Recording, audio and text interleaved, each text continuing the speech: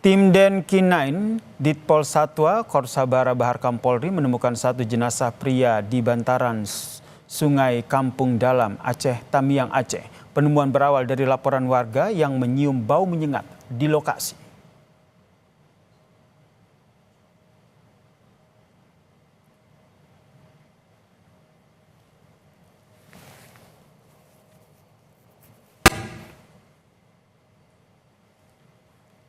Usai menerima laporan saudara, tim gabungan langsung melakukan pemetaan area untuk dilakukan pelacakan.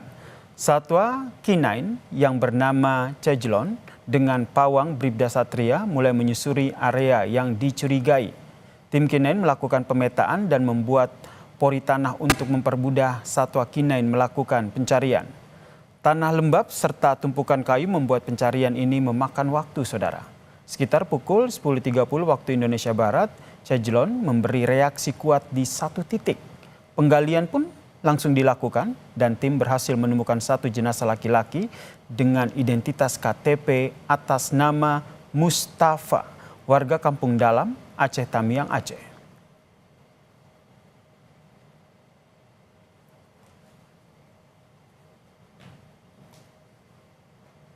Usai dievakuasi saudara, jenazah dibawa ke RSUD Aceh Tamiang untuk identifikasi tim DVI. Tim K9 menjadi salah satu unsur yang dibutuhkan dan memberi kontribusi besar dalam pencarian jenazah korban banjir dan longsor di Aceh, Sumut dan juga Sumbar. Cejlon merupakan salah satu satwa K9 yang memiliki kualifikasi SAR sehingga mempunyai kemampuan khusus untuk menemukan korban. Kinerja dari satwa Cejlon juga menjadi lengkap saat dipandu pawang K9 bernama Bribka Satria. Medan yang sulit dan tumpukan kayu serta lumpur yang tebal tentu jadi kendala.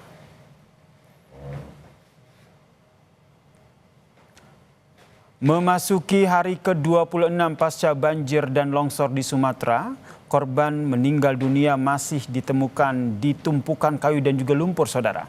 Bantuan kinerja dari Satwa K9 Polri tentu membantu tim gabungan dalam menemukan korban yang hilang. Lalu seperti apa proses pencarian korban di bawah tumpukan kayu dan juga lumpur? Sudah bersama kami tim Den K9 Ditpol Satwa Korsabara Baharkam Polri, Bribda Igede Satria Wibawa yang juga merupakan Bapawang Den K9 Sabdit Cakal Dilpot Satwa Baharkam Polri. Selamat petang. Baik, selamat petang Bang. Ini kami mengapresiasi dulu bagaimana apa yang dilakukan oleh Anda dan juga tim K9 ini sehingga akhirnya bisa menemukan satu jenazah. Bisa diceritakan seperti apa perjuangannya dalam proses pencarian korban di bawah tumpukan kayu dan mengingat ini sudah hari ke-26 pasca bencana. Baik, jadi Bang, proses pencarian kami dimulai dengan pemetaan lokasi dulu. Kami membagi beberapa area yang akan dilacak atau yang sering disebut dengan mapping untuk menentukan area mana saja yang akan kita sisir. Setelah itu kami membuat lubang pori-pori di area yang sudah ditentukan untuk memudahkan penguapan korban yang tertimbun. Selanjutnya baru Satwa K9 kami melakukan pelacakan di area yang sudah ditentukan.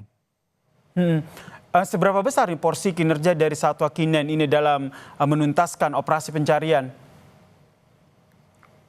Baik Bang, untuk porsi kinerja Satwa K9 tentunya sangat besar sekali dalam menuntaskan operasi pencarian. Karena K9 ini memiliki kemampuan yang tidak dimiliki manusia, yaitu penciuman yang tajam. Sehingga hal itu mampu mendeteksi aroma korban di area yang sulit dijangkau. Kehadiran K9 sangat membantu mempercepat proses pencarian, menentukan titik prioritas, serta meningkatkan akurasi dalam menemukan korban. Tentu ini pencariannya tidak mudah begitu ya Mas Satria. Kalau kita lihat ini sudah memasuki hari ke-26, kalau kita lihat lumpur juga sudah mengering, kemudian tumpukan kayu juga ada di sana. Dari pengalaman Anda bisa diceritakan kepada kami apa saja yang menjadi kendala dalam proses pencarian korban yang hingga saat ini belum ditemukan? Baik, betul sekali Bang. Jadi untuk kendala di tempat yang terdampak bencana alam tentunya sangat beragam. Contohnya seperti lumpur, tumpukan kayu, dan bahkan benda-benda tajam yang dapat melukai personil, bahkan Satwa K9 kami. Namun dengan semangat, kami selalu yakin untuk bisa melalui semua kendala tersebut. Selain itu Bang, kami dari tim dilengkapi juga dengan dokter hewan untuk menjaga kesehatan satwa K9 kami. Menjaga kesehatan dan juga kondisi dari satwa K9 ini ya, karena ada berapa satwa K9 yang diterjunkan dalam operasi pencarian korban yang hingga saat ini masih dinyatakan hilang? Baik Bang, kami dari Direktorat Polisi Satwa Mabes Polri menurunkan sekitar 3 K9 di Aceh, 4 K9 di Sumbar, dan 4 K9 di Sumut Bang. Ada satu jenazah yang sudah ditemukan begitu. Apakah ada kemungkinan penemuan jenazah lain yang mungkin berdekatan dengan area ditemukan jenazah sebelumnya? Untuk kemungkinan pasti selalu ada Bang, karena ini merupakan bencana banjir bandang yang memiliki kemungkinan korban itu menyebar Bang. Korbannya tertimbun di tanah dan bawah reruntuhan. Mas Satria sendiri sudah berapa lama berada di sana bersama dengan tim K9-nya? Siap, mohon izin, ini kami berada di Polda Aceh, khususnya Aceh Tamiang, sudah sekitar 3 minggu Bang. Sudah 3 minggu dalam proses pencarian menggunakan tim K9 ini. Sudah berapa jenazah yang ditemukan? Untuk jenazah, ini adalah di Aceh kami menemukan 2 titik, dan di titik yang pertama belum dilakukan penggalian, dan ini titik kedua yang ditemukan korban jenazah pada video sebelumnya Bang.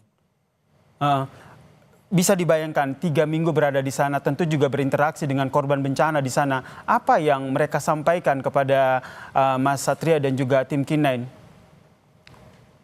Yang disampaikan masyarakat tentunya di sini para masyarakat perlu bantuan dari saudara-saudara kita yang seluruh Indonesia dalam bentuk sumbangan konsumsi dan air bersih Bang. Karena di sini benar-benar kekurangan air bersih. Apa saja yang mereka butuhkan hingga saat ini? Yang paling penting air bersih Bang. Air bersih yang paling dibutuhkan ya. Sembari air bersih tentu dan pakaian. Air bersih dan juga pakaian, dan juga tentu mereka masih berharap dengan tim K9 ya agar segera menemukan keluarga ataupun kerabat mereka yang masih tertimbun ataupun masih hilang begitu.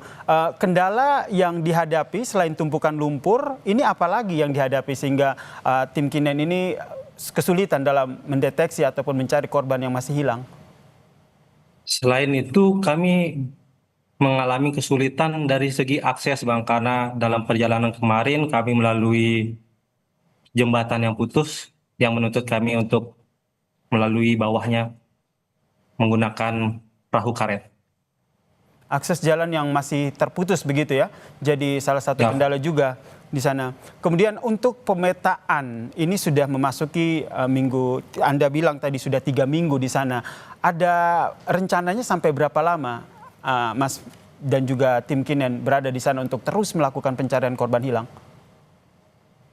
Kebetulan tim kami dari Direktorat Polisi Satwa Mabes Polri direncanakan dalam pencarian ini sampai tanggal 31 Desember. Sampai tanggal 31 Desember begitu ya. Dan tentu saja harapannya hingga tanggal 31 Desember nanti ada lagi jenazah yang ditemukan. Begitu ya? Ya. Begitu juga yang kami harapkan. Kemudian ini waktunya cukup lama. Terakhir, bagaimana menjaga kondisi kesehatan dari hewan K9 ini sendiri dan juga tentu saja teman-teman?